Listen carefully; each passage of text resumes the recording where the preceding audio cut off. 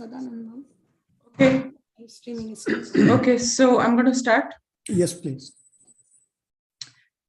Hello and good morning to everyone here, and thanks for joining us today.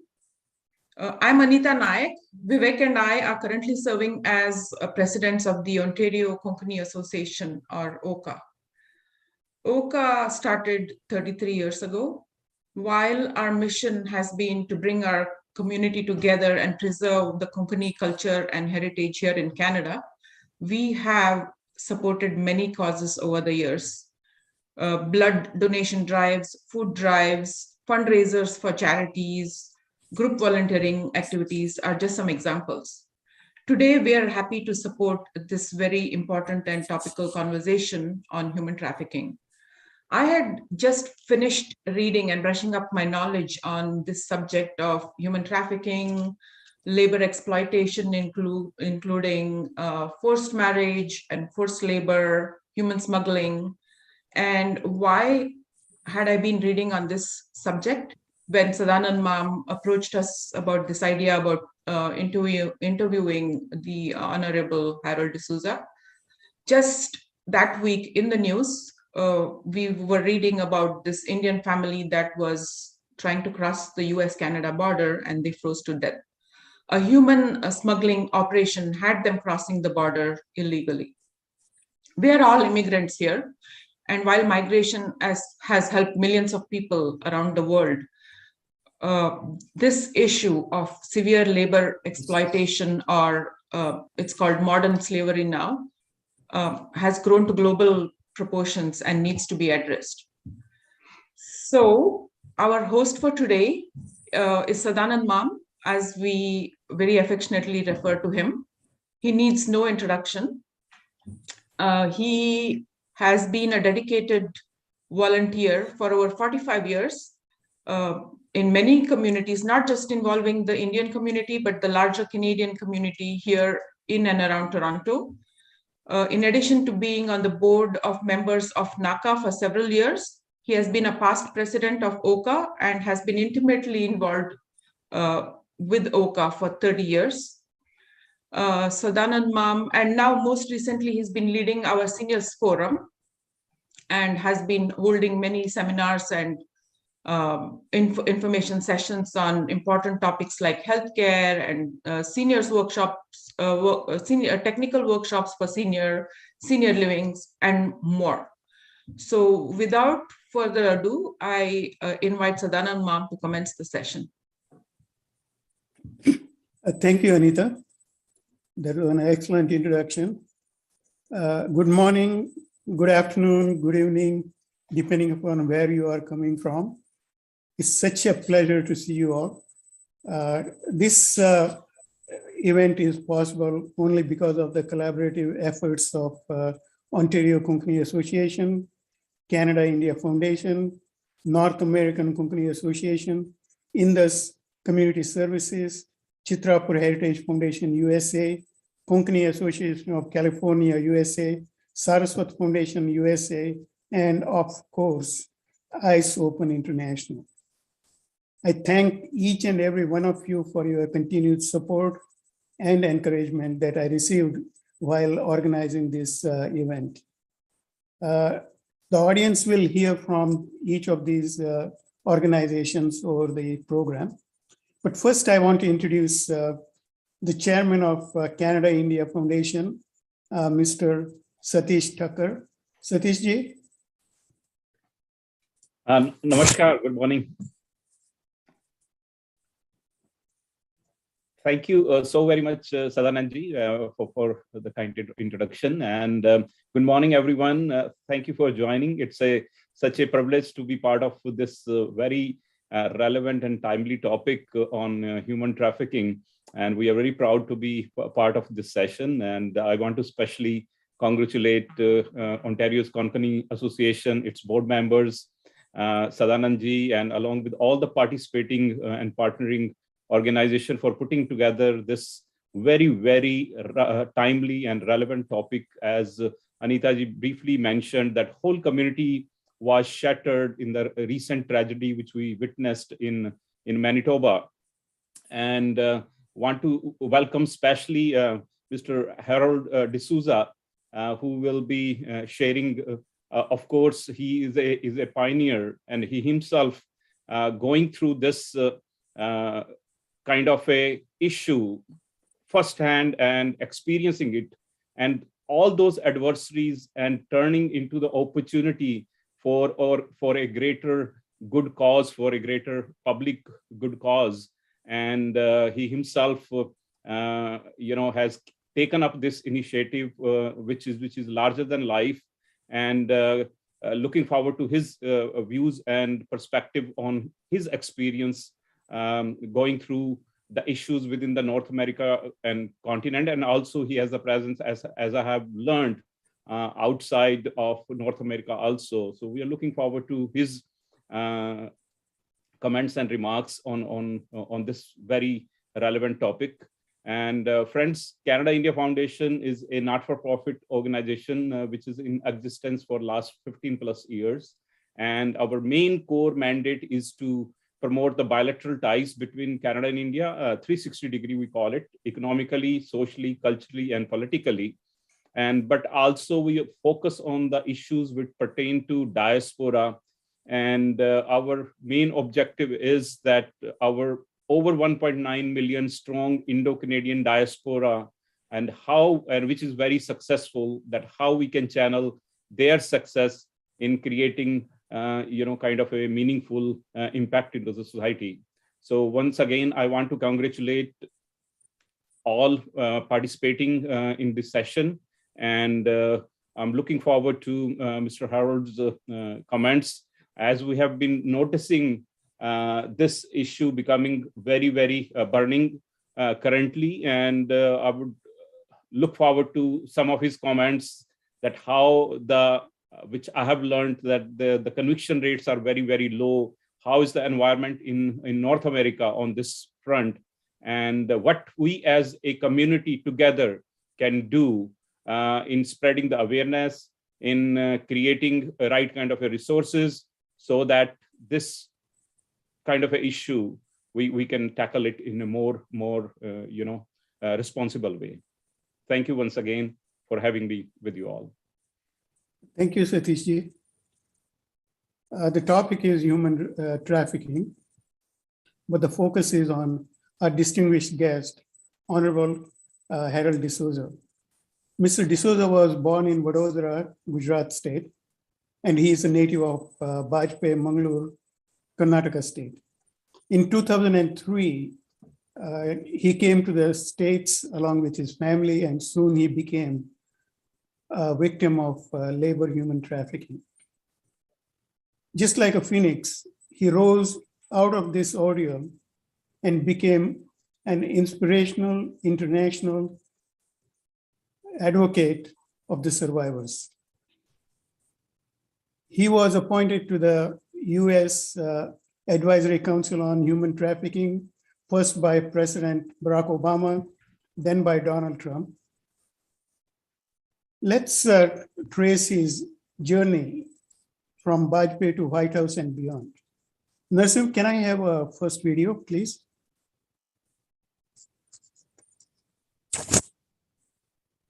How people like educated people like us or me or anyone can become a victim of human labor trafficking or even sex trafficking. See, he's an Indian and he's a multi-millionaire. See, understand one thing, why people are doing human labor trafficking? After drugs, this is the biggest industry in the world. It's a $150 billion industry. You're nicknamed as illegal.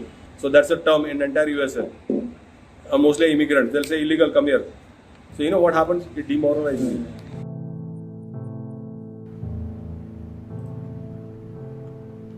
ಇವರು Herald D'Souza, ಮೂಲತಃ ಮಂಗಳೂರಿನ ಬಜ್ಪೆಯ ಮೂಡುಪೆರಾರ್ನವರು.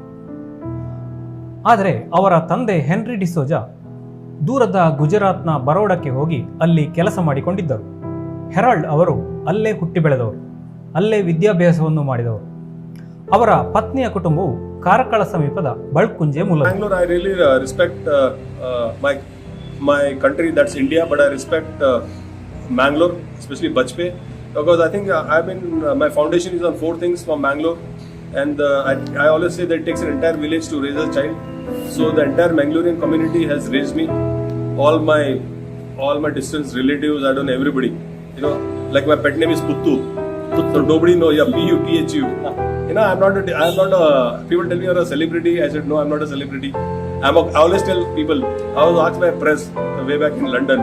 You know, like Harold says something about you. I said I can tell something about me in 3 words. I said I'm a common man, I'm a failure, and I'm a sinner. You know, which is a fact. I've done a lot of I could not protect my family, my kids, but it's a fact. But I think accepting is very important. Mangalore has given me 4 things, and I want to say it's given me value, it has given me character, it has given me education, and most important, it has given me faith. So if you have faith in yourself or in faith in God, you can come out of anything, and miracles have happened in my life.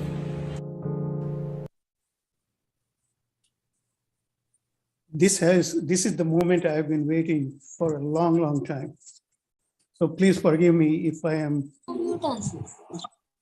overly emotionally charged or overly excited.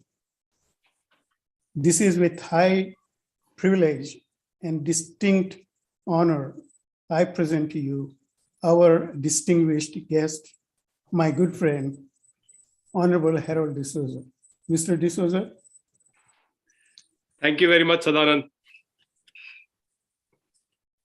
Harold, can we just divide this program into 4 segments? First, let's go through your growing up in India. Second, let's go through the challenges you faced when you arrived in USA. Third segment, let's talk about how you became an advocate for the survivors. In the last one, we will talk about the human trafficking, the problems the victims face, as well as what some of us can do. Okay, let's start with the first segment. I know you were born in Vadodara and native of Bajpayee. Where did you spend your childhood? I spent my childhood in Vadodara, Gujarat, and Bajpayee, Mangalore, because my father was a farmer and he came with no slippers, with shorts to Bombay, and then he got a job as a TC, train conductor at Dabhoi, Gujarat. And that is how he landed there. And my father is to sleep on the railway platform. And today his son is in front of you. Thank you. So where did you do your schooling and university? I did my schooling in Baroda at Convent of Jesus in Mary Girls High School. And I did my college at the Maharaja Saiji Rao University, Vadodara. I did my master's in marketing management. I did my post-graduation diploma in human resource development. And I did my bachelor in law, labor law. Thank you. So when was the first time you went to Mangalore and what can you remember about that? I think I used to go to Mangalore every year as a child. And till date, I was there last year. So I love Mangalore. I love Bajpayee. I love my town. It gives a different fragrance, a feeling, a sentiment, an emotion. Because even today, when I go, I still draw water from the well. And I still make water hot in that big bhan they call. You know, you get the sticks and when you take a shower with that hot water with the wood, it's a different flavor. And when you eat food also, which is done in the clay pot with the wood fire, the taste is different. So I love Mangalore, and Mangalore is my base and my foundation of life. So what role has India and especially Bajpayee Mangalore has played in your life? How did it model you? Yeah, I think Sadanand, the fact is that it takes an entire village to raise a child, which is a fact proverb in India.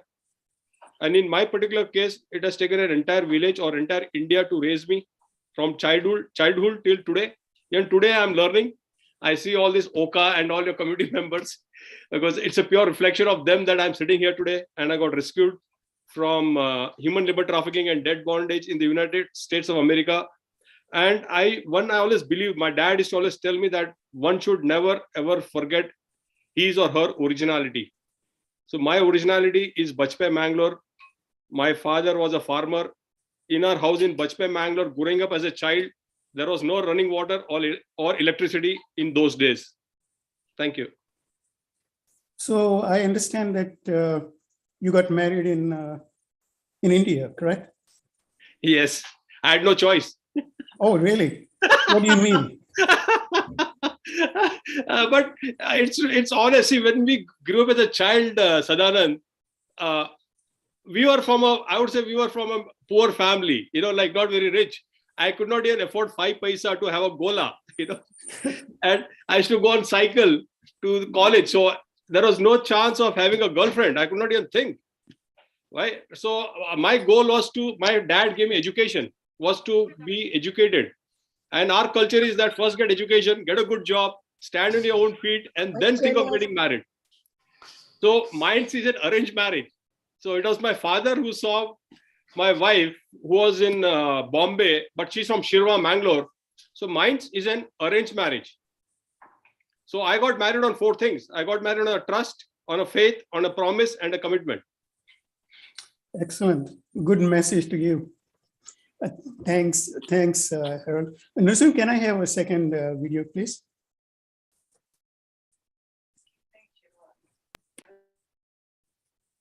I just want to tell how a victim's life changes and to survivor and then to thriver.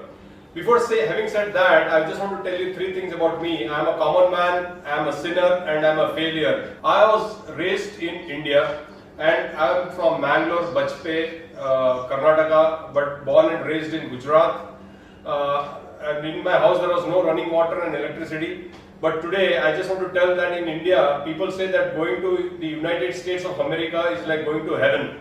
So I was invited to USA for an H-1B visa as a business development manager on a $75,000 salary. So I went to the US on 4 things. I went on a trust, I went on a faith, I went on a promise, and I went to live an American dream. But little did I know, the day I landed, my perpetrator or trafficker asked me, Harold, are you carrying any cash? And I was carrying $1,000 cash. And he told me, Harold, this is America. You cannot keep any cash on you. It is not safe. So I gave the $1,000, I gave my documents, and that's it. But my wife and myself, we were made to work 7 days a week, 365 days, and used to work from 14 hours to 16 hours in a restaurant. And accommodation was available next door. So labor trafficking in the United States of America happens at 4 places because I got re-victimized there. That's at the restaurants, gas tables, convenience stores, and motels. And they give you accommodation next door. Why? Because the risk factor in human labor trafficking is very thin, but the profit margins are very thick. Because when they give accommodation next door, number 1, labor is available 24 hours. You do not have to pay them anything. Number 2 is that their lodging, boarding is taken care, so you do not have to pay salary to them. And lastly, most of them are immigrants, and these immigrants do not have a bank account. Having said that, immigrants from India, Nepal, Pakistan, Mexico, and different countries are paying the agent like from anywhere between like 25 lakhs to even 1 crore and coming to the United States of America through the border of Mexico, eating grass, leaves, and drinking their own urine. Out of 10, only 1 makes it and 9 do not make. I have live examples and I have met each and every one, and that is the reason I am creating awareness and telling people across the globe that please do not come to the United States of America illegally. If you enter America legally, it is heaven. But if you enter America illegally, it is hell.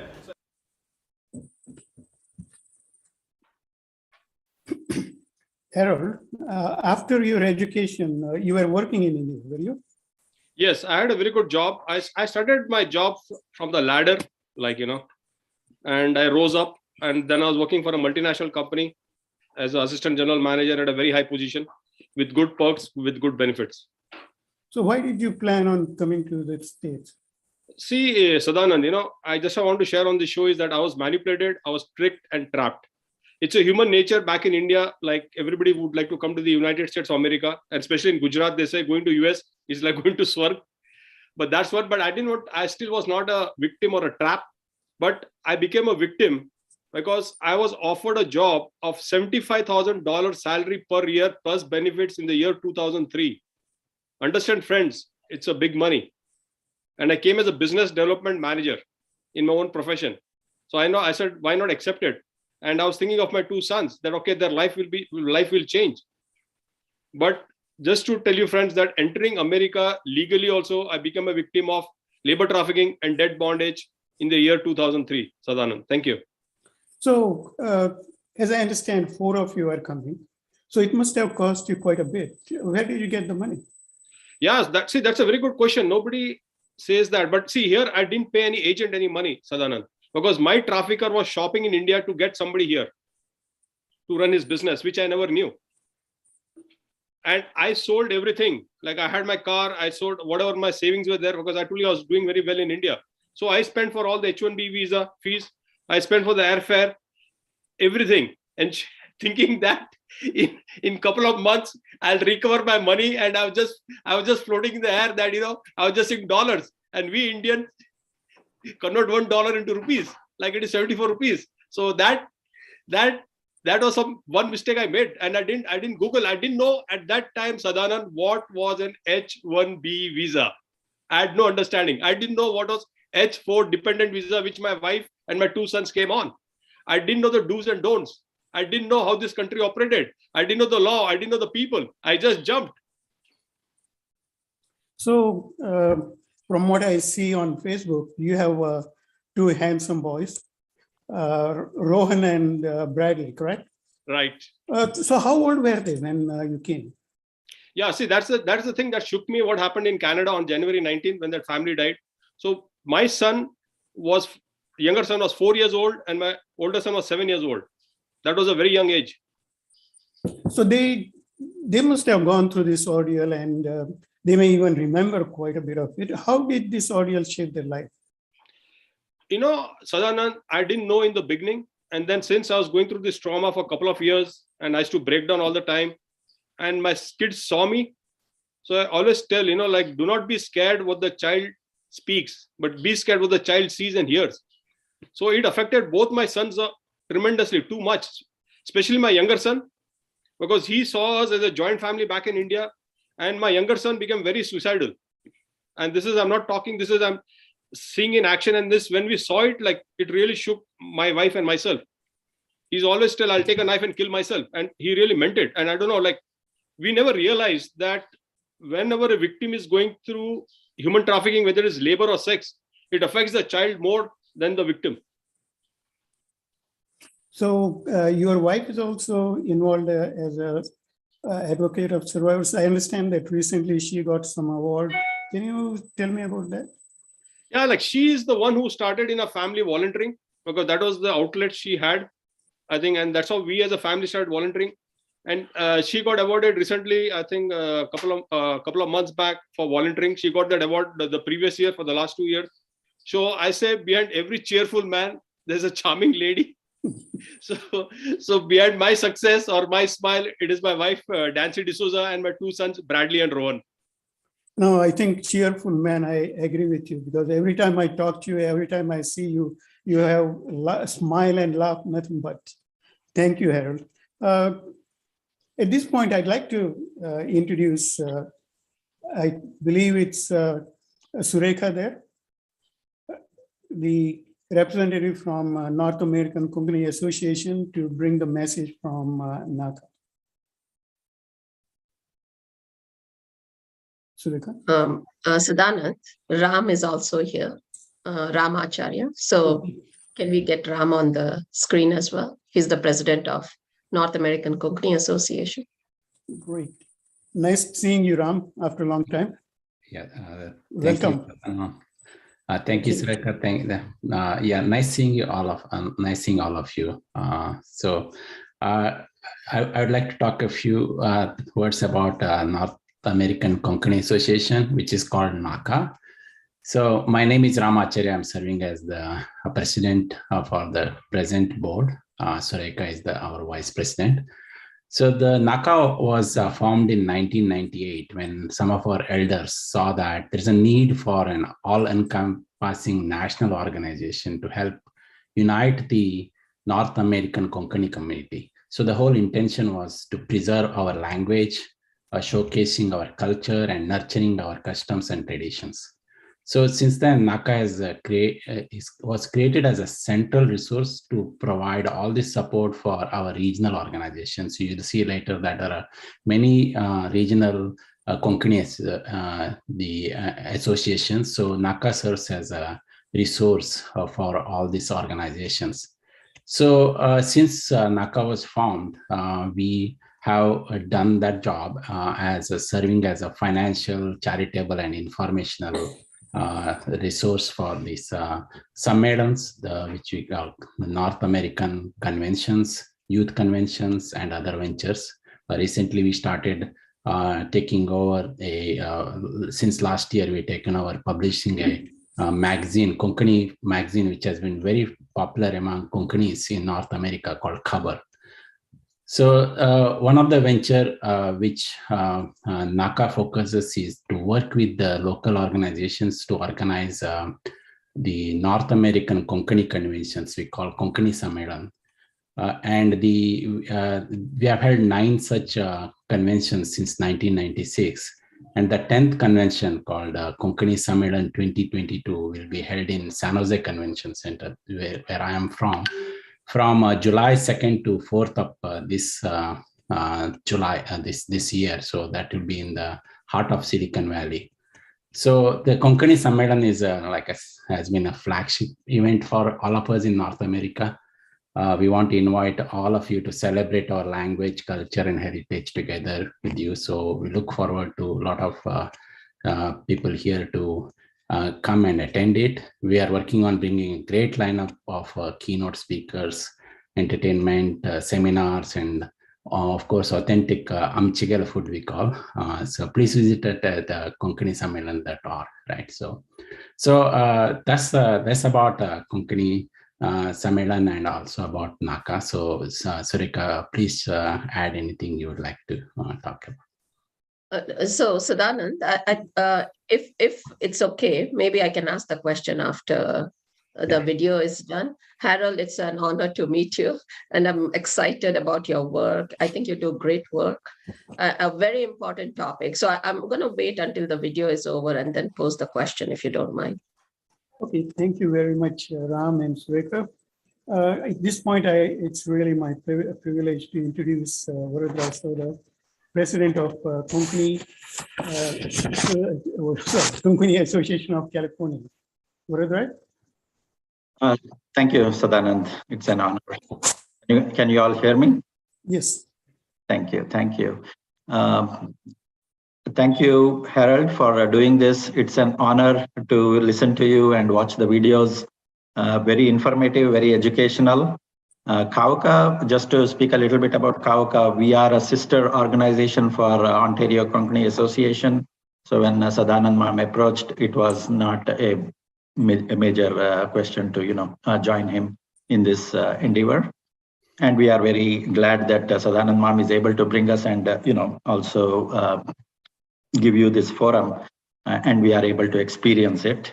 KAOCA serves again as a regional organization for NAKA, just like Ramacharya covered.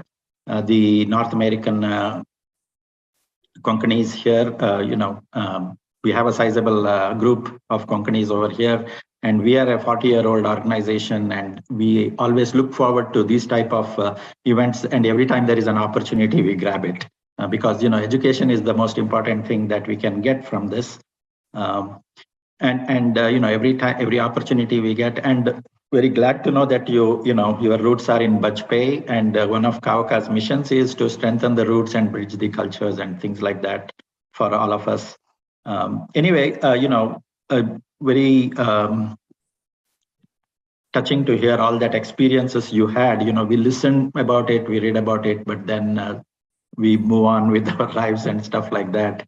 I think the question is basically, I'm sure you will cover this in the subsequent sessions or talk here.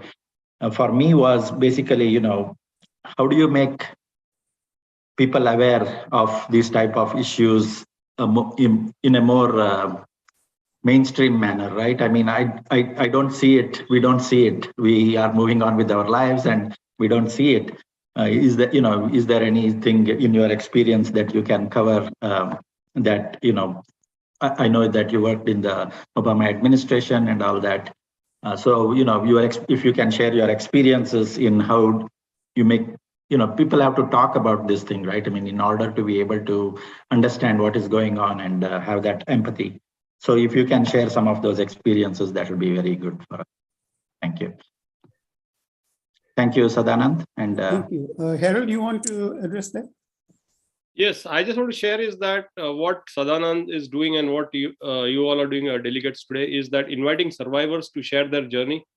And when a survivor or a victim of labor trafficking and debt bondage talks about his journey, that is when people get enlightened, educated, and empowered. And I was not talking for 133 months. So this has not happened overnight. Because it's a stigma, it's a shame. So it has taken a lot of trauma for me to come out of this situation. But I've seen 2 victims die here in the United States of America who were victims of labor trafficking.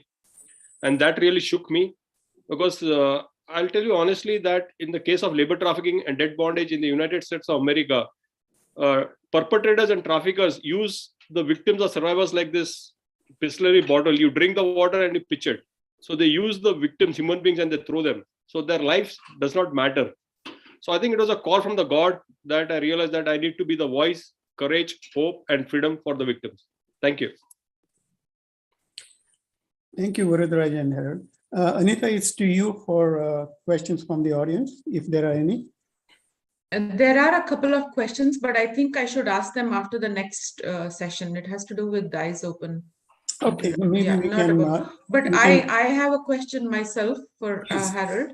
What exactly was your journey like? I know you have, I mean, we saw some of it in the video, but tell us about some of the challenges, like what exactly happened when you got to the US? I think there are a lot of things that transpired in my life when I landed, because I landed with the big expectations. Like my wife always told the perpetrator that he showed us the moon but gave us dust. So it came as a shock, because when you go with high expectations of changing your life, and all of a sudden you see a major accident or a disaster, and especially when you have 2 kids and a family, that is something that shook me and broke me down. And I always tell that turn obstacles into opportunities. I tell all the victims, I tell the survivors, I tell people who are going through any health issues, financial crisis, or broken relationship, failure is the path to success. Never quit. But in the end, I would just like to tell 4 things from my presentation or my life of journey is that be happy, think positive, never quit, and believe in yourself. Thank you. Thank you. Harold, I think we'll be slowly moving into the 3rd segment where we concentrate on how you became advocate and what you did. Before that, Narasimhan, can I have a 3rd video, please?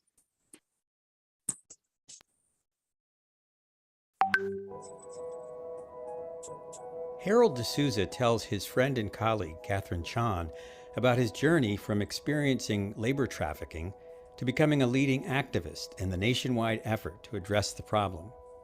Harold has served the White House on the United States Advisory Council on Human Trafficking and is founder and president of Eyes Open International, a nonprofit group focused on combating human trafficking through empowerment. I am an immigrant from India, and I am a survivor of human labor trafficking and debt bondage, which happened in Cincinnati. But today I am a free man. I always tell that survivors are poor starters, but strong finishers. When you were younger, did you ever imagine advising presidents, governors, others on how to improve life for communities that are very underserved? It's a blessing that in the year 2015, December 16th, President Barack Obama announced my name on the United States Advisory Council on Human Trafficking. And there were 11 survivors who were appointed. I was so deeply touched. Everyone respected us so much that they never looked at us as survivors. They looked at us as experts. And that totally transformed my life. When I was a child, I was a failure. I failed in all the subjects. It was my dad. He always believed in me. And whenever I come to the White House, I have my dad's photograph. I carry it all the time. So Harold, your father was a big influence in your life, and you are a father. How is your family responding to the work that you're doing now? I have two boys. Bradley is 25 years old and Rohan is 22 years old. They are so grounded. But we don't talk much about what happened in our life. My younger son was slapped in front of my own eyes by my trafficker for no reason. And I didn't do anything. I just looked and I was quiet. I didn't know what to do. I was so helpless. When I come to the White House, people call me Honorable Harold D'Souza. But in real life, when you're a victim, they say, hey, illegal, come here. They call you illegal. And what happens? In my mind, I think I'm a criminal. What?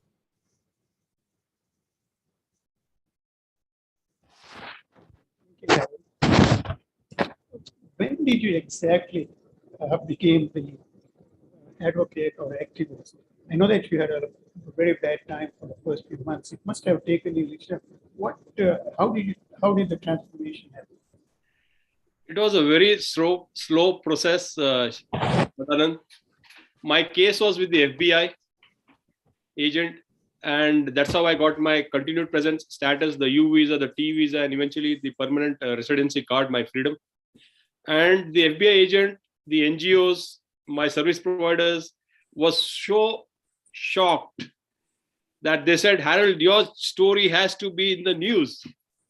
And one fine day, they came up with a leading TV news channel at my doorsteps. But believe it, Sadanand, I just kicked them out of my house because I was so traumatized. I said it was like a stigma. I didn't want my story to go outside the four walls. So I said nothing doing, and I just didn't accept it. But they were trying to counsel me. They're trying to convince me, Harold, this has to go out. It's not for you, but for the other victims. And I told you, when those two victims died, it was a slow process. But first time when it came on a leading TV news channel, I did not speak. It was my wife who spoke. They just showed my photograph. I requested the service providers to come and talk on my behalf. And it has taken baby steps for me to reach this platform today. Thank you. Well, I think when I saw you on the Facebook, I don't know, 5-6 years back, I started following you very closely. And of course, there are lots of things impressed me, including being,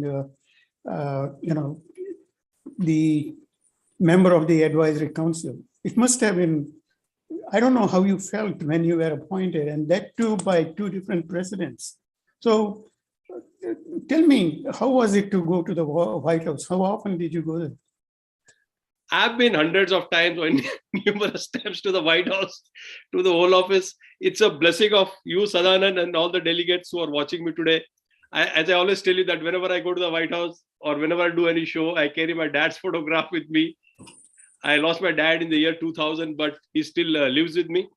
It was more than a dream come true. I never dreamt of going to the White House. And I was asked once at a press conference, Harold, how did you get appointed at the White House? And like you're asking me today, honestly, I never applied. I didn't know anything.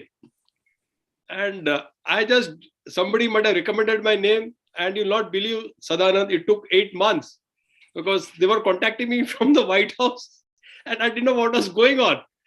And they're going through a lot of vetting process. Like they totally screen you totally, your social media, your personal things, your things, what you have done in India, right? They knew more than since I was born and how I came to the US. And they asked me a lot of delicate questions, like you got into any problem, you any felonies. And I just didn't know that I was entering the White House. It was on December 16th in the evening at 6:30, I received a call on my cell phone. Harold, congratulations. President Barack Obama has announced you at the White House. And I said, it was a 60 seconds call, a 1 minute call. And I was working till night 11:30 at Cincinnati Children's Hospital. And I said, okay. I just kept the phone. I came home, had dinner, and took my shower, and I was about to go to bed. So I picked up my phone and I checked the WhatsApp. There are hundreds of WhatsApp messages in Times of India with my photograph on the front page. And I didn't know what was going on because Obama might have announced in the morning. It was evening in India, so they published it.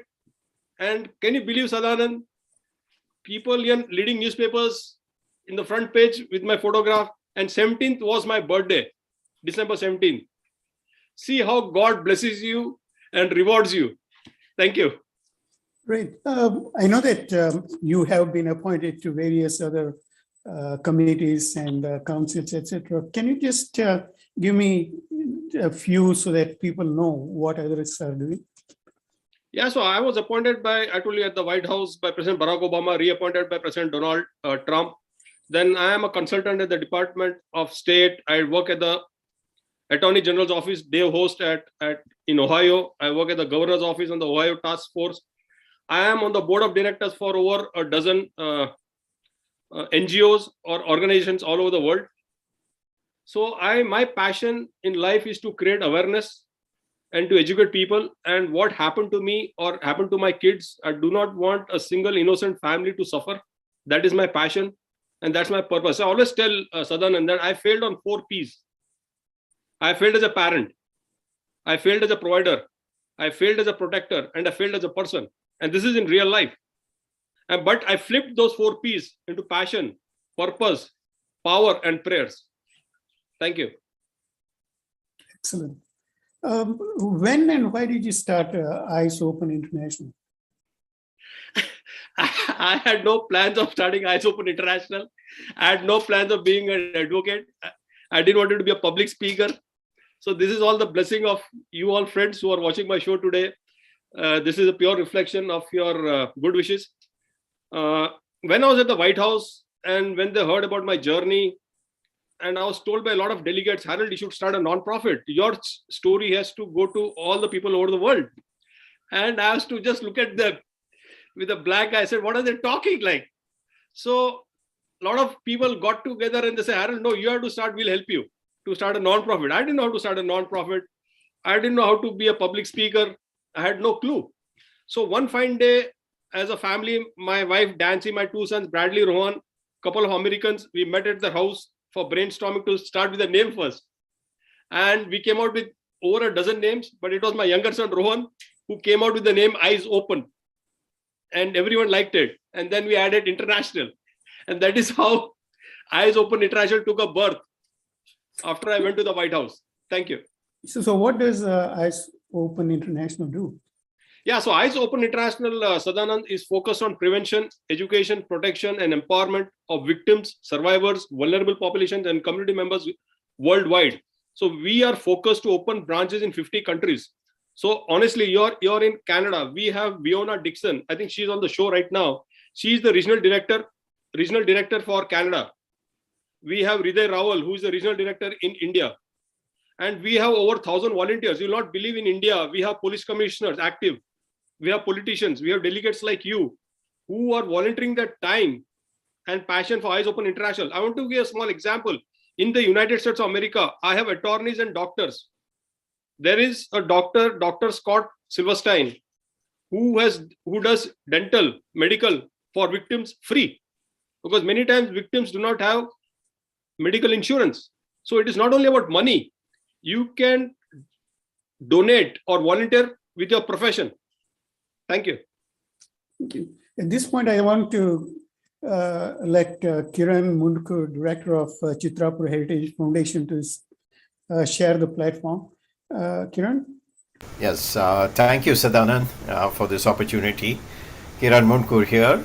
I'm the founding member of the Chitrapur Heritage Foundation of the United States of America, also known as CHF. Very briefly, CHF is a not-for-profit organization which we established in 2005 with the objective of uplifting the underprivileged through financial, educational, and opportunity-based activities provided initially around the vicinities of rural towns of Shirali and Karla in India, and further expanding that within India as well as in the United States. And we've been doing this for the past 17 years.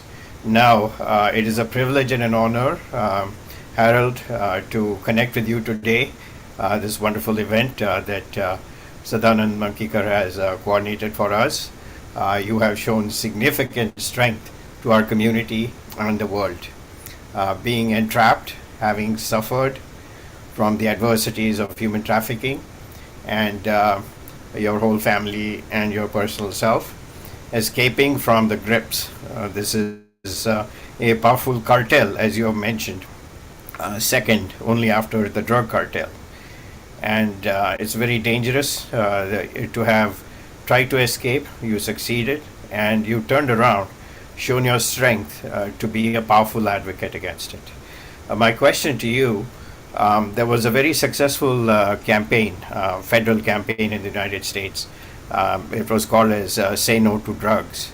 And we need such a campaign from the federal government, because this is second in line in terms of a multi-billion-dollar cartel that is working, with human cruelty. What efforts could be made going forward?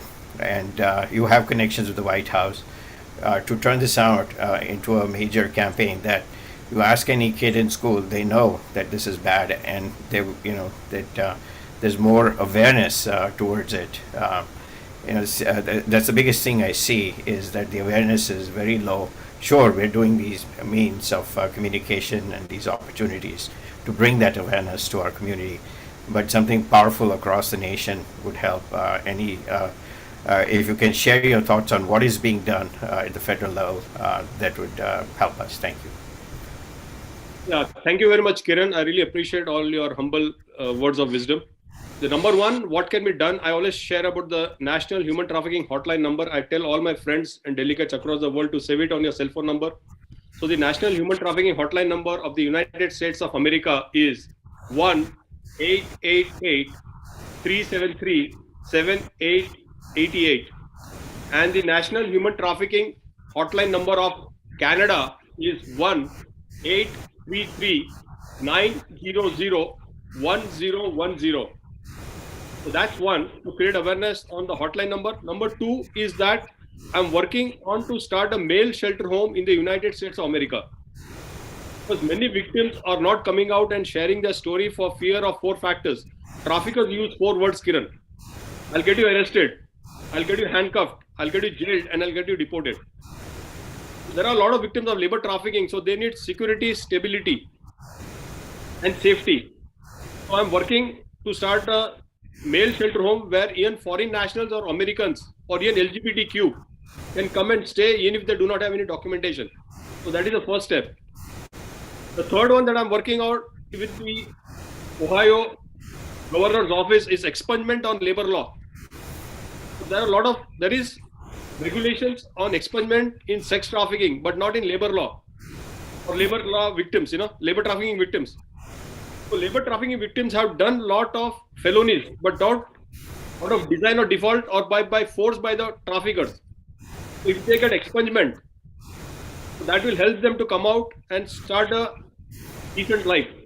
But yes, last but not the least, Kiran, many people who are watching today, victims of labor trafficking and debt bondage in the United States of America, many people do not know that even if you do not have any documentations, you do not have a passport, but you are a victim of labor trafficking, you are entitled by the law enforcement agency, CP, that's a continued presence status.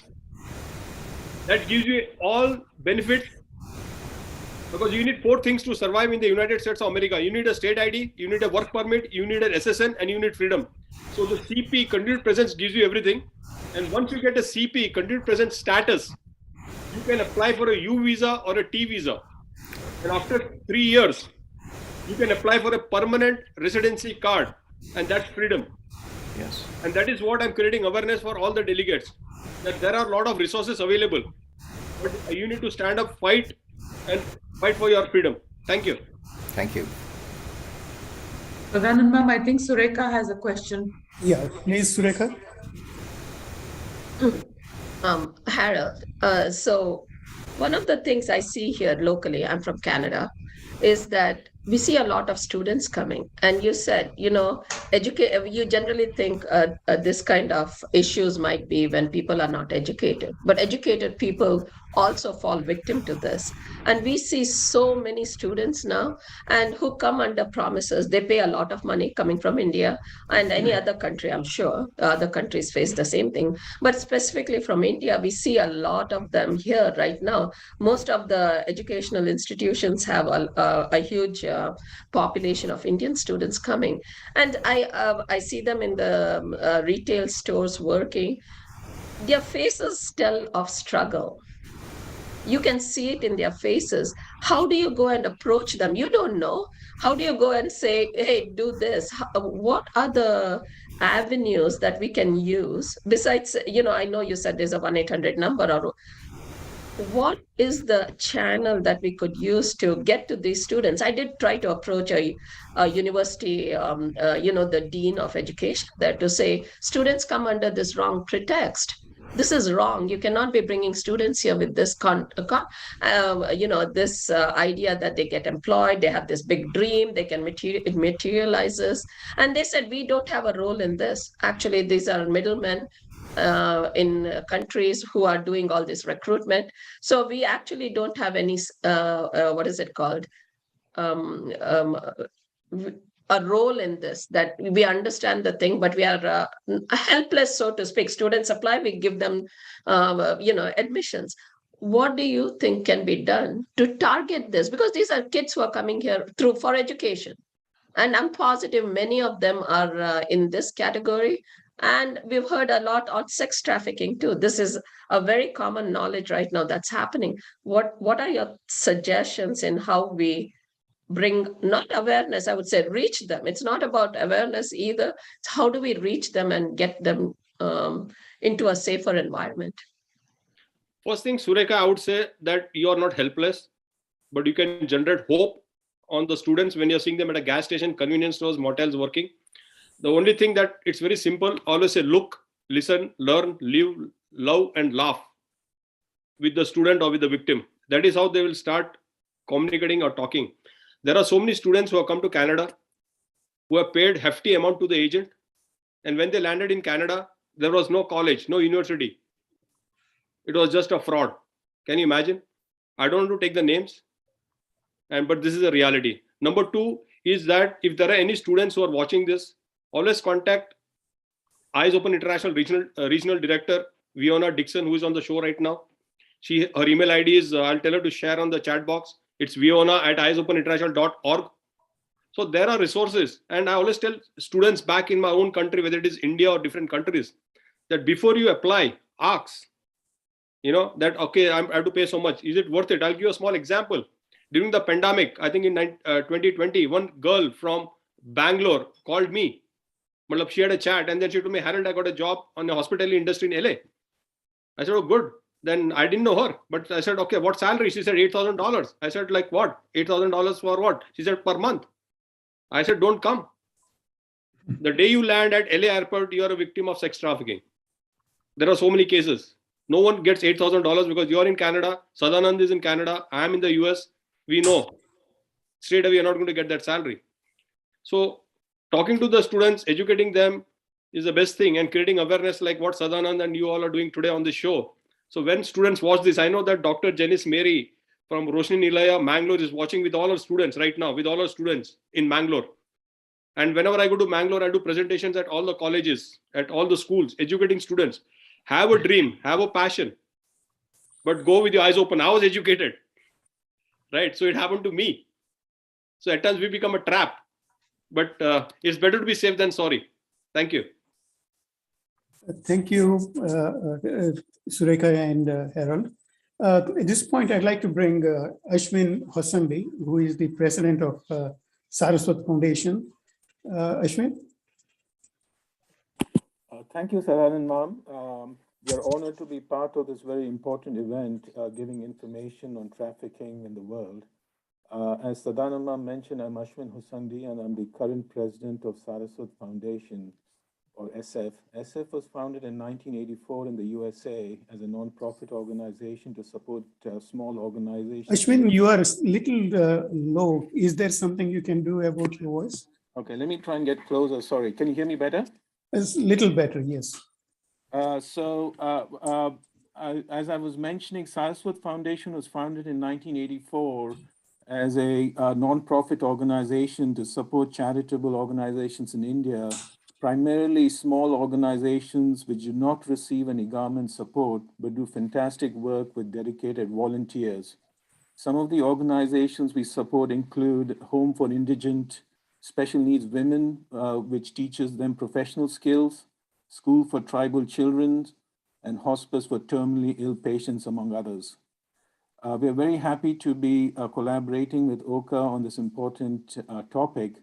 And I was just wondering, Harold, there's a lot of political backlash to human trafficking and refugees all over the world, and even in the USA, there's very little support now from the community, the widespread society for these refugees who are stuck in Mexico now trying to enter the US.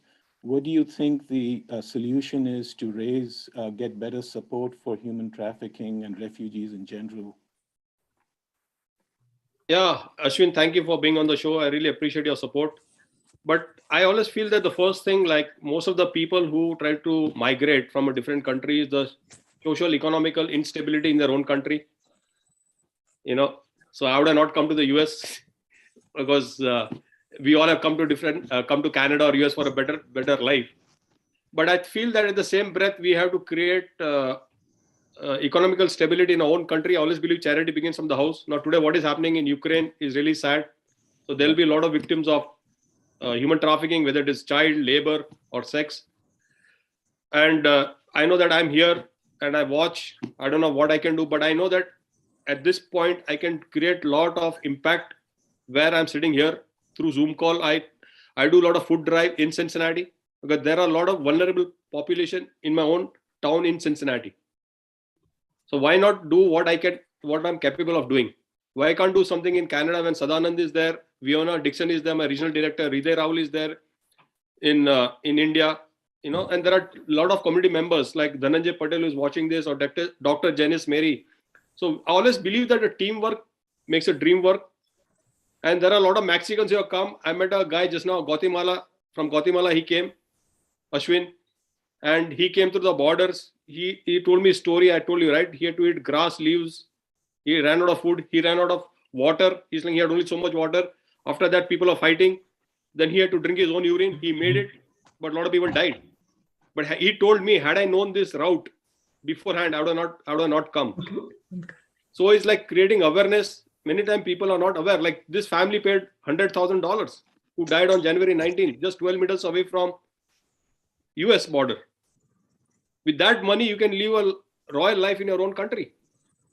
Because then people come down, it's good, it's a status symbol. But then we have to be upfront and tell, if you're in Canada or you're in the US, okay, it's not easy. There are top people. I know that when President Barack Obama was the president, he used to walk out from the Oval Office, put his coat on the shoulder, walk across, buy a cup of coffee and walk in. So what I mean to say is that here we got to work. I do dishwashing, I clean my own toilets, I clean the car, I do the housework. But that is the reality. I go to India, I go to my mother's house in Baroda or Bangalore, I sweep. I do all work, chores, because I'm still the same guy and we got to work. Anyway, thank you. Yeah, thank you very much. Thank you, Ashwin. This is just, we are getting into the fourth and the last segment where we will do the deep dive or deeper dive in terms of the difficulties faced by victims and what they can do, and more importantly, or equally importantly, what others can do. Nasir, can I have the last video? The United States of America is always, or I would say everyone's dream in India. I didn't realize for a while because the person who I trusted him blindly. So I thought he'll always talk, I'm going to I'm going to buy a house. You're going to own the restaurant. Like he gave me all this. He showed us the moon. Like my wife always used to tell him, the perpetrator, you showed us the moon, but gave us dust.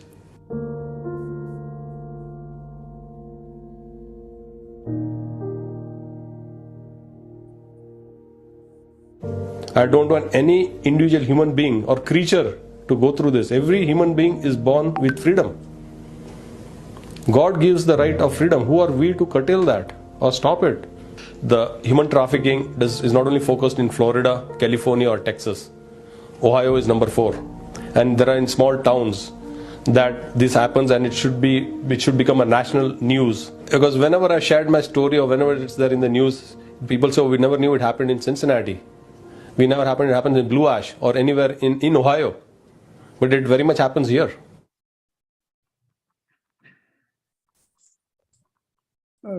Harold, some of these things we have already touched base, but just put little more emphasis on certain things. When a person realizes that he or she is a victim, what are the first things that they should do? The first thing. I think many times, Sadanand, the victim himself or herself does not realize that he or she is a victim of human trafficking. So what happens in that? The community plays a big role. So in my case, when I was sharing my trauma, it was one American lady who recognized that I'm a victim of labor trafficking. So we have to understand that the concept human trafficking or labor trafficking will never get digested in the mind of any immigrant. Especially you talk to any Mexican, he'll say you're a victim of labor trafficking. He'll say, no, nada. But if you tell him where you're working, he'll say, I'm working at a restaurant.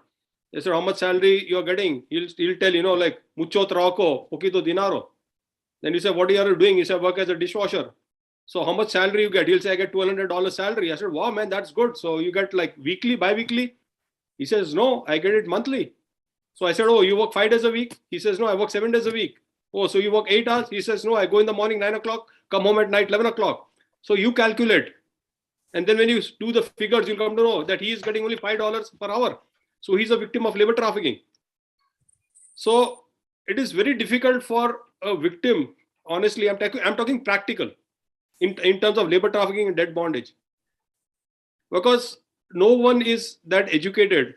And when they come to this country, they think, okay, I just go to work. They don't know the culture. They don't know that if you work, there's a minimum wages. There's a wage and hour division that people do not know. Sadanand, I want to share on this show today that even if my friend comes or anyone comes to the United States of America on a B1, B2 visa, visit visa for 4 months and works 2 months at a gas station and comes and tells me, Harold, I worked at a gas station and I have given them back wages, and tells me, Harold, I worked there, they didn't pay me any salary. I said, no worries, give me an address, fill this form and go back to India.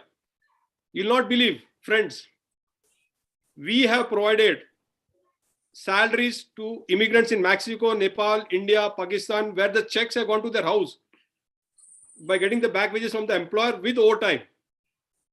So any individual who works in the United States of America, they don't see the documentation. He or she has to get paid, period. So this awareness has to be created. One of the things which I think somebody did ask this question, but it's quite clear that because of a stigma or fear, the victims may not want to come out and ask for help.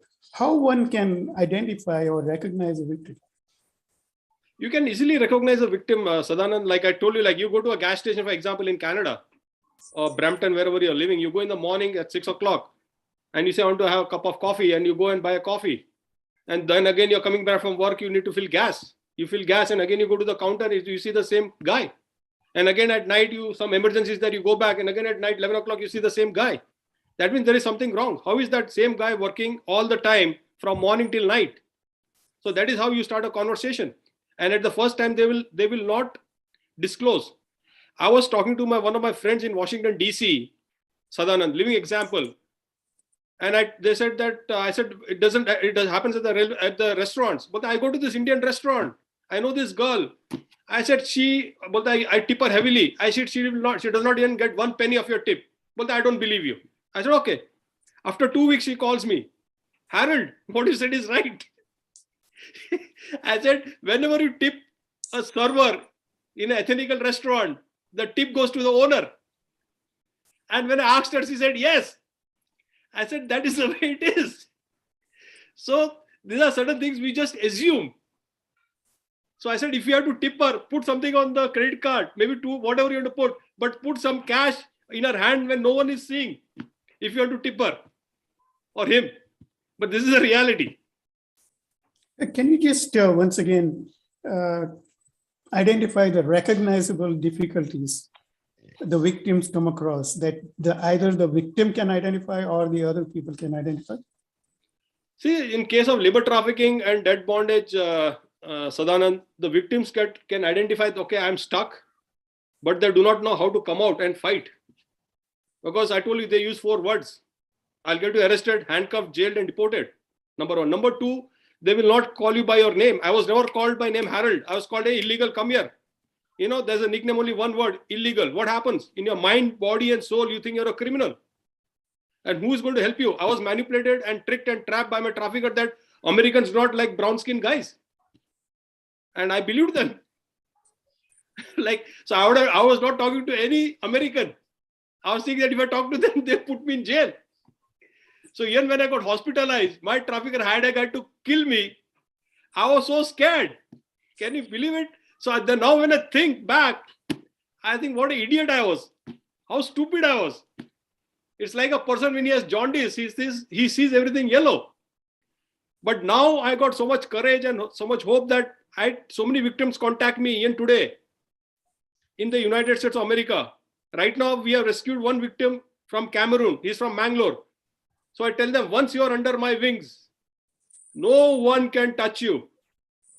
Whoever is, whatever is, however powerful he is, I said, I will tear him and throw him apart. If you're honest and you're a true victim of labor trafficking, and once I take up your case, give me my name. First thing I tell, if you're in a problem, call 911. Second call me.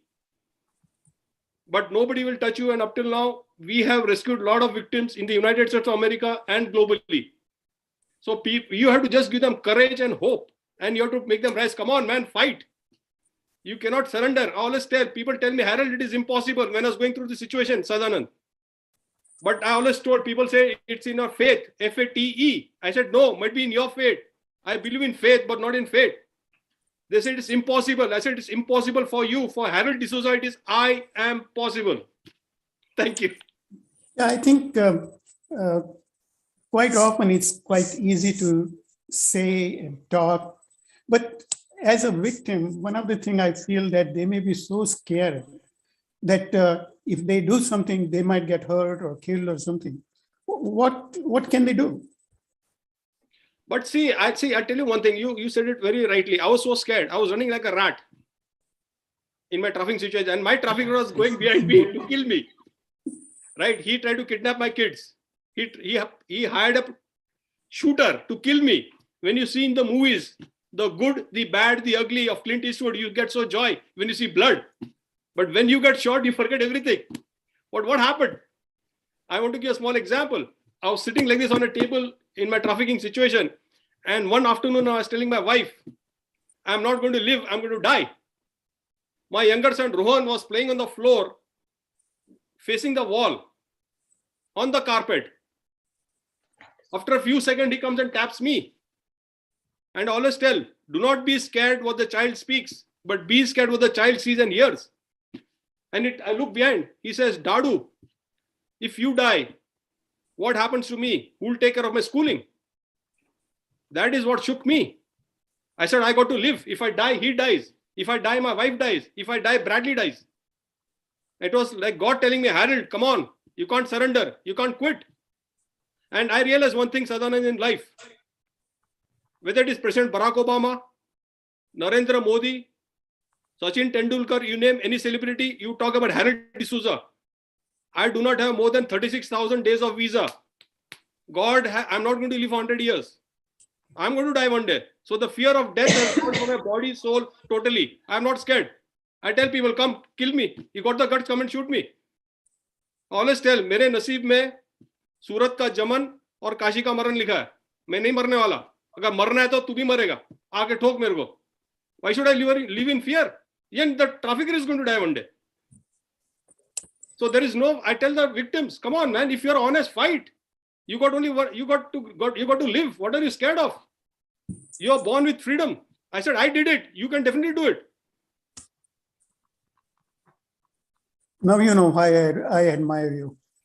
Thank you, Harold, for sharing those thoughts. But one of the things is, as a quality assurance person, I just think most important question is, what is the root cause of this problem?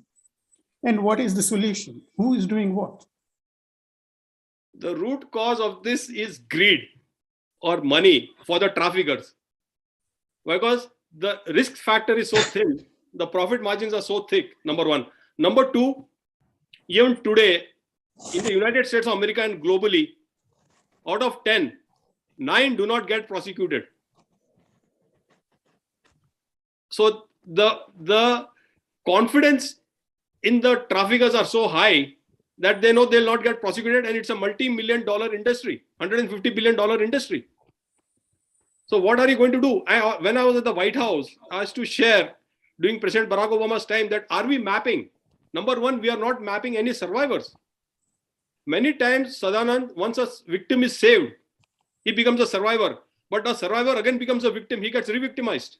Are we mapping the survivor after 6 months, 1 year, 2 years, or 5 years, where he or she is she economical stable? That's one. Number two, we are not even mapping the perpetrator. Many times the perpetrators do not get prosecuted. Again, after 6 months back, he's back in the business. So we need to track them and we need to prosecute them. See, when you save one victim, you save one survivor. But when you prosecute one perpetrator, you're saving 100 victims. So we need to focus on the traffickers and perpetrators.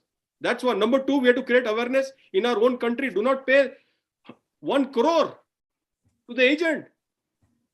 Who gave you this gyan? Have common sense. And you're trying to enter illegally through the border.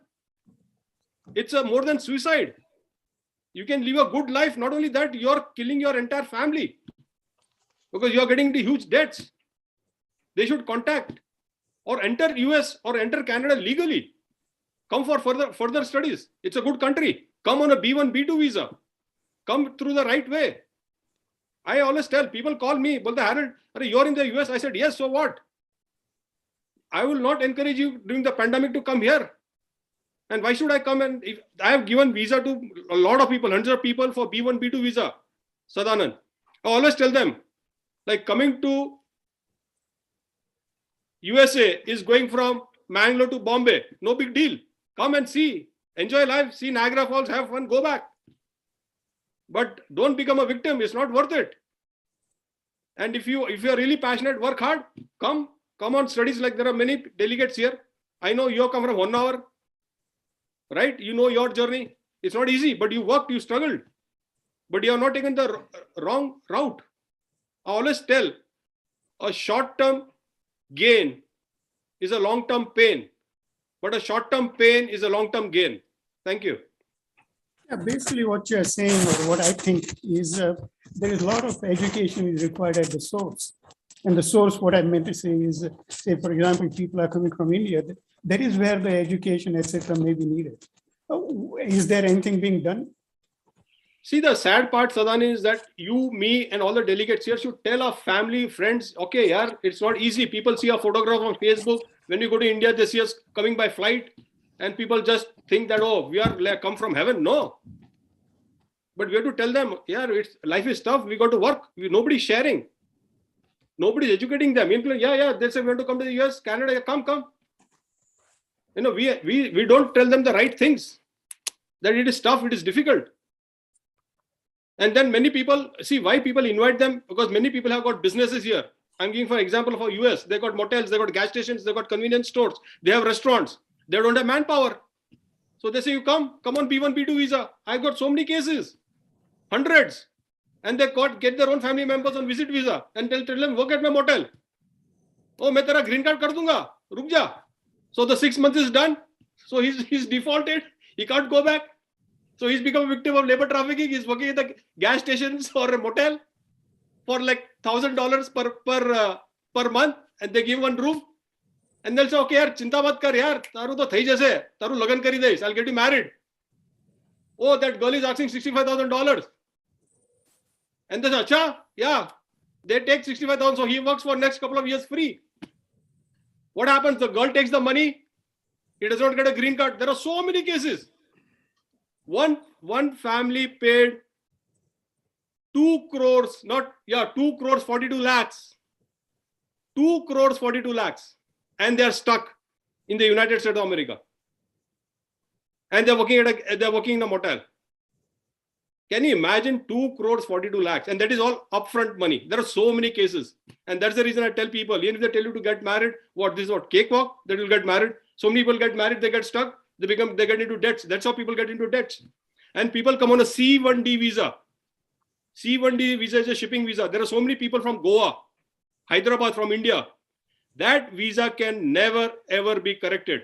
Even if you get married to an American, there are so many people for the last 20 years got married to an American, white girl, having kids, and the lawyers are taking money and they're just flushing their money. I said, who told you this? And so I tell these people on C1D visa, your visa can never ever be corrected. One delegate just contacted me from Miami just a couple of weeks back. I said, what's your visa? I said, C1D visa. I said, plan to go back. Nothing is going to happen. So we have to be upfront and guide them. Thank you.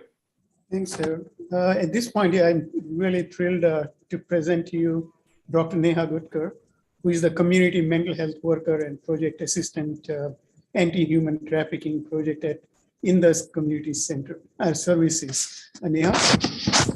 Thank you so much, Sadanand, and thank you, everyone. Thank you, Harold. You've been a great motivation since we met each other, and since this has started for 1 hour before.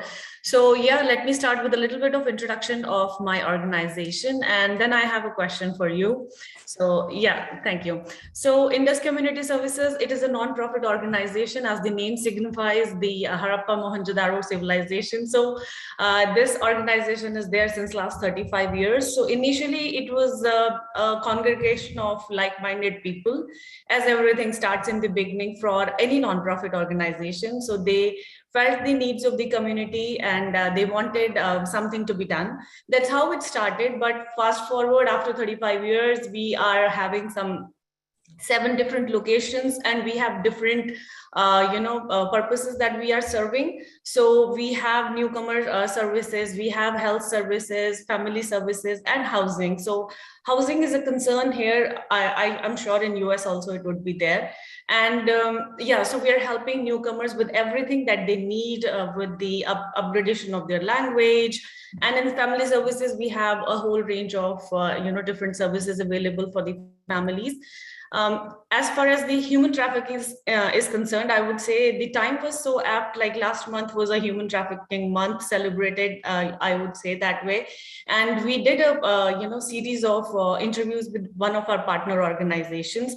And this is what is the strength, I believe, is the of various organizations coming together and working, because as you have been using so many proverbs, and I like the way you say 1, 2, 3, and 4. You're so, I don't have that, but I believe in one proverb that united we stand and divided we fall. And if we are here together, so somewhere we all have, understood the necessity of this issue, because human trafficking and human smuggling, these two things are basically confused all the time. And trafficking always gives people the understanding, like they have seen in the movie Taken, they are coming and putting you. So they don't understand the fact that, even as you said from the beginning, educated people also get trapped. And I think they are the ones who are majorly getting trapped in the idea of, having a better life. Like the dream of having a better life, and the greed is also on the part of those who dream, because when you dream, you're blinded by a better life personification rather than looking into the reality or Googling it or going, because of course, when you got into this situation, internet was not that much, but today every information is available. But as you mentioned, people like us who once come to this part of the world, they have to educate people that life is not easy. You're talking about being trafficked. I would say, like in our case, when we came 3 years back, it was 2 years of hard work of collecting all the documents to apply for express entry. So yes, we got a visa in 45 days, which was like, we had everything and it went through. But after reaching here, none of the experience counts, even on the red carpet when you arrive as an immigrant. So you have to live your life. You have to go through all the experience and tough part. So I keep educating, as we are saying, we have to, but sometimes people take it otherwise as well. Having said that, I have this question for you. So we are saying that we are putting it under different categories. Like I think someone said this is a modern day slavery, right? In the beginning, we have referred human trafficking to that.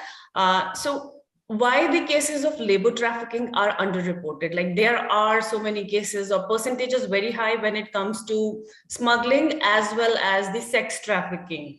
Why is the reporting of labor trafficking, like why are people not, are the cases not being reported, or it is not being put to the forefront? And can we put it into a category of an organized crime?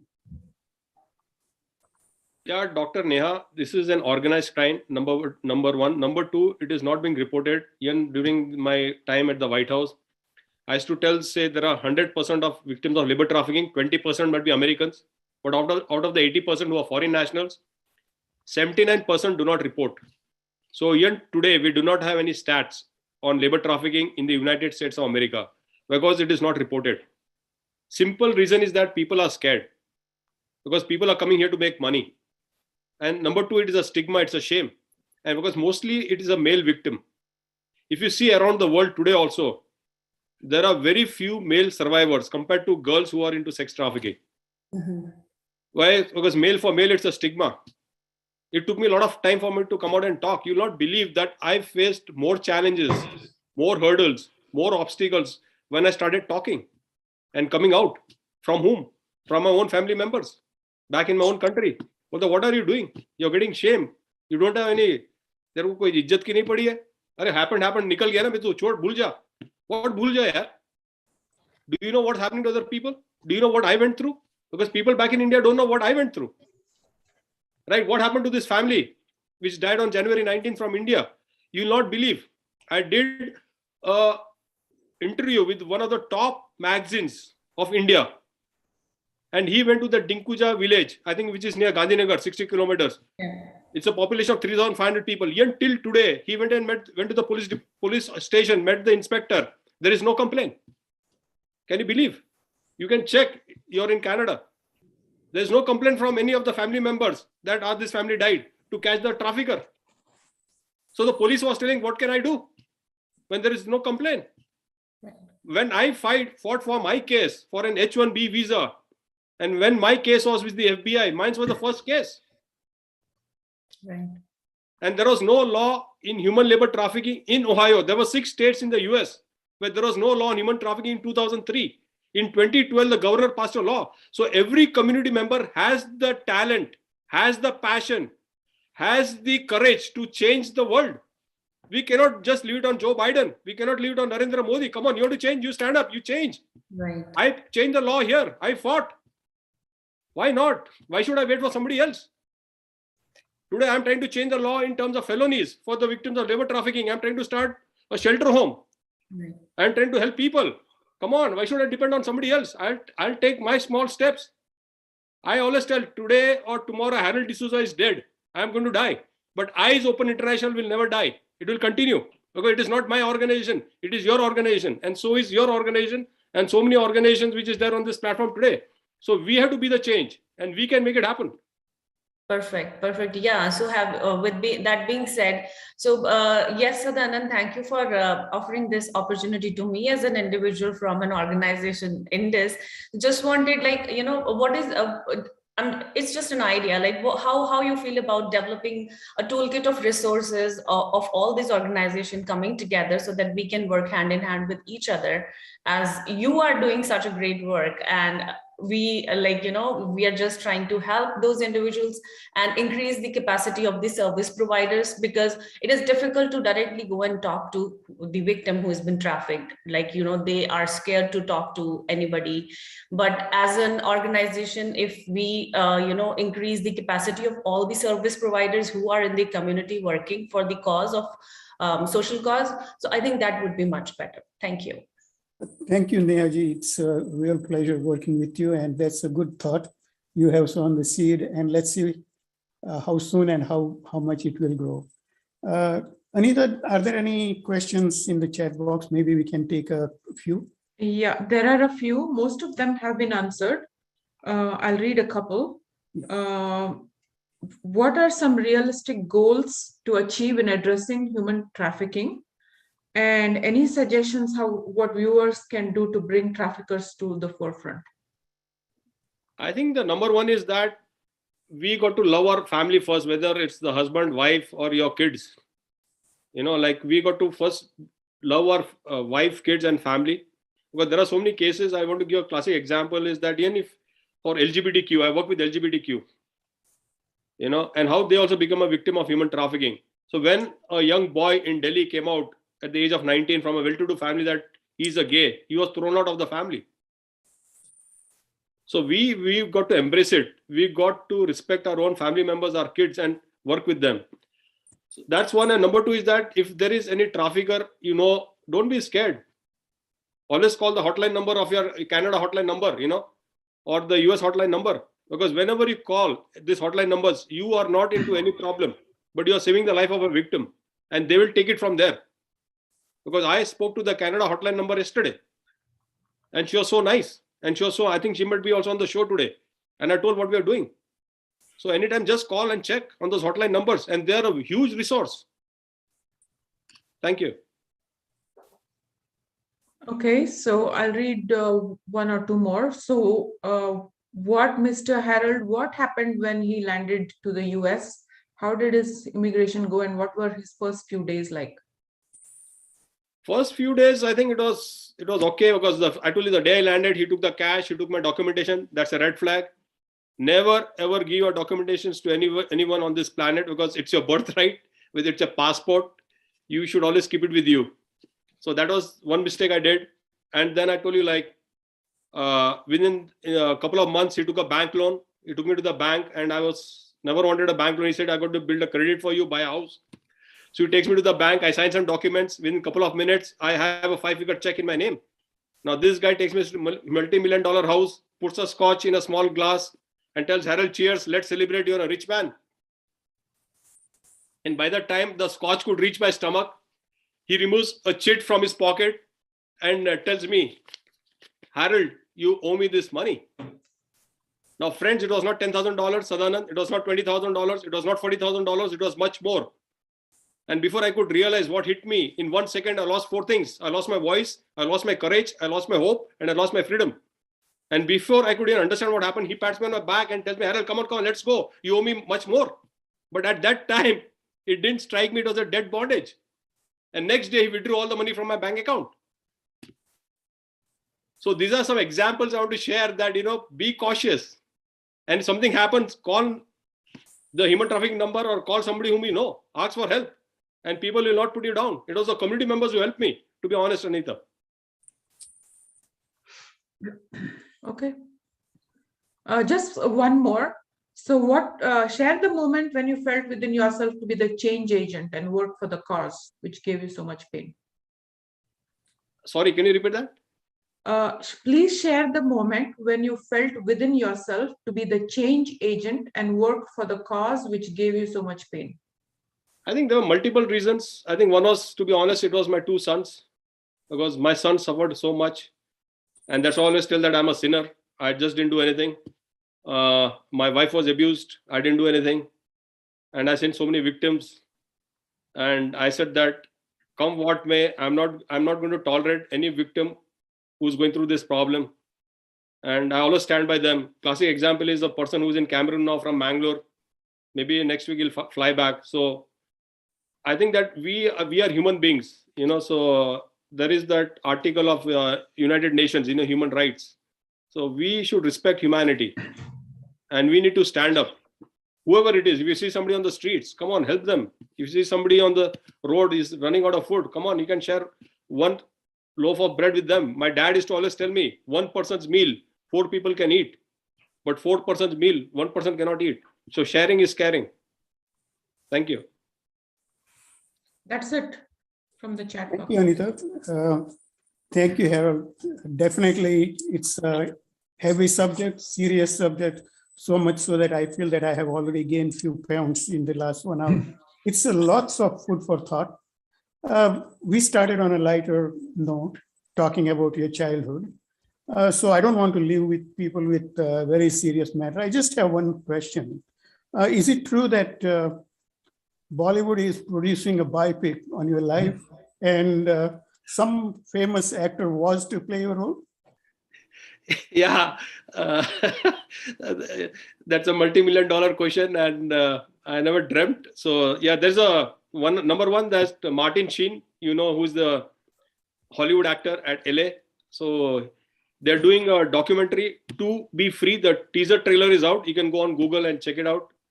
And he's the executive producer for the documentary. And we have Benjamin Ryan Nathan from New York, who is the producer and director for the documentary To Be Free.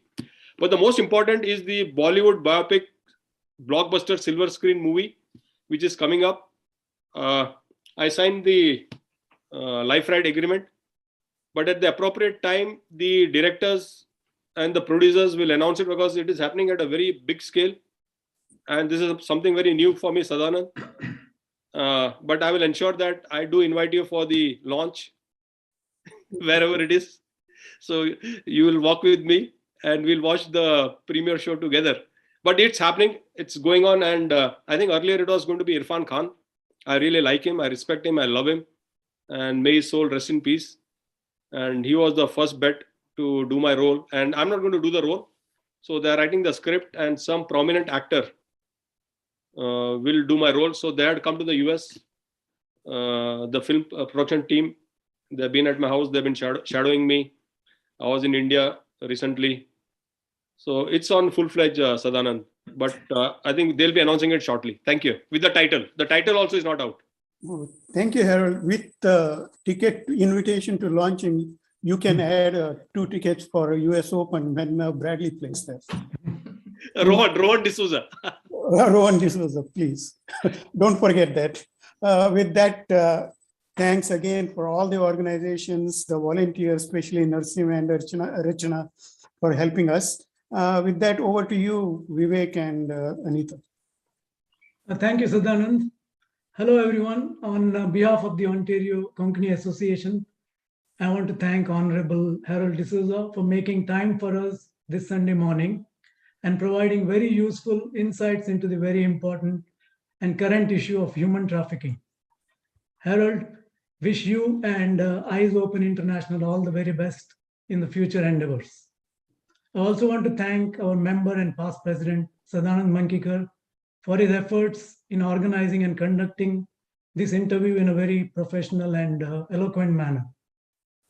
Thanks also to Canada-India Foundation, Indus Community Services, North American Konkani Association, Chitrapur Heritage Foundation, Saraswat Foundation, and Konkani Association of California, and all their members for being with us here today. I hope you have all benefited from this event. Last but not least, thanks to our own executive committee members, Rachana Kamath and Narsim Nayak, for their behind-the-scenes valuable support. Rachana designed this very eye-catching flyer for the event, and she also set up the live streaming of our event on our KAOCA's YouTube channel. Narsim provided technical support for the Zoom call by highlighting the speakers on a timely manner, as also playing the video clips for all the segments of today. Thank you all again, and we hope to have more such events. And now for the members of KAOCA, please remember to register for our upcoming Yugadi event scheduled for April 2nd. This will be an in-person event after a very long 2 years or more. So please do register. Thank you. Thank you once again. So this is time to say goodbye. Do we have a flyer for the cooking show? Till we meet next, our next program is going to be a couple of cooking shows for, especially for diabetics, and we will be sharing this information a little later. Once again, thank you all. Take care, keep safe, and more importantly, keep in touch. Bye now. Narsim, Rachana, you may terminate the Zoom. Thank you. Bye. Bye. Thank you very much. Thank you.